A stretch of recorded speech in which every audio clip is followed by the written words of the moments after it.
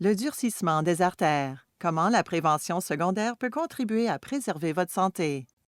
La crise cardiaque, l'AVC ou le blocage de la circulation sanguine dans les jambes sont causés par des caillots qui se forment sur la plaque d'athérome dans les artères. Cette affection est souvent appelée durcissement des artères. Les professionnels de la santé, eux, la nomment athérosclérose. L'athérosclérose est habituellement la cause de la coronaropathie, c'est-à-dire une maladie des artères qui transporte le sang vers le cœur. Les personnes atteintes d'athérosclérose ou durcissement des artères peuvent modifier leurs habitudes de vie et prendre des médicaments qui les aideront à prévenir une crise cardiaque, un AVC ou une diminution de la circulation sanguine dans les jambes.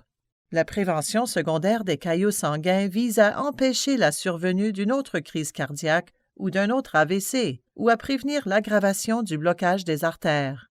Comme l'athérosclérose est déjà installée dans vos artères, vous présentez ainsi un risque beaucoup plus élevé de crise cardiaque, d'AVC, de mort subite ou d'autres événements occasionnés par la formation de caillots sanguins dans vos artères.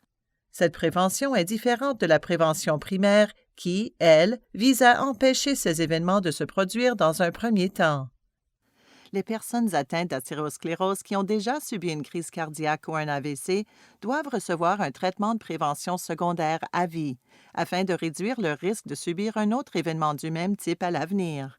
La plupart des personnes qui ont déjà subi une crise cardiaque ou un AVC prennent une antiplaquettaire pour prévenir la survenue d'un autre événement. Cet antiplaquettaire est habituellement un acide acétylsalicylique aspirine à faible dose. Les personnes qui présentent un risque plus élevé peuvent nécessiter l'ajout d'autres médicaments. Par exemple, au cours de la première année qui suit la survenue d'une crise cardiaque, les personnes ont habituellement besoin de 2 antiplaquettaires. À la fin de cette première année, votre médecin peut vous suggérer de continuer à prendre 2 antiplaquettaires. Des recherches récentes ont démontré que le fait de prendre de l'acide acétylsalicylique aspirine à faible dose en association avec le rivaroxaban, un AOD, est utile pour prévenir une crise cardiaque, un AVC ou même la mort. Les personnes qui présentent un risque plus élevé peuvent nécessiter l'ajout d'autres médicaments. Votre équipe de professionnels de la santé vous aidera à déterminer les médicaments les mieux adaptés à vos besoins.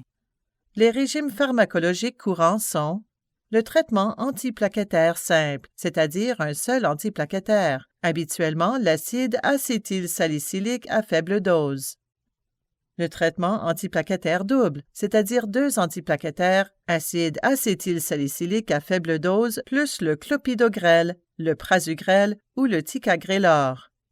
Le traitement d'association composé d'un antiplaquettaire et d'un anticoagulant, aussi appelé double voie thérapeutique, acide acétylsalicylique à faible dose, plus le rivaroxaban à très faible dose. L'effet secondaire des anticoagulants et des antiplaquettaires, le plus important à retenir est le saignement. Ces médicaments augmentent en effet votre risque de saignement mineur ou majeur. Il est important de savoir que la plupart des personnes qui prennent des anticoagulants ne subissent aucun saignement majeur. L'avantage que procure la prévention d'une autre crise cardiaque ou d'un autre AVC l'emporte ainsi largement sur le risque. Votre équipe de professionnels de la santé vous aidera à comprendre les habitudes de vie et les régimes pharmacologiques qui correspondent le mieux à votre situation particulière. Si votre équipe de professionnels de la santé vous a prescrit un traitement de prévention secondaire, il est important que vous preniez ce traitement exactement comme il vous est prescrit. Ne cessez jamais de prendre ces médicaments sans d'abord consulter votre équipe de professionnels de la santé.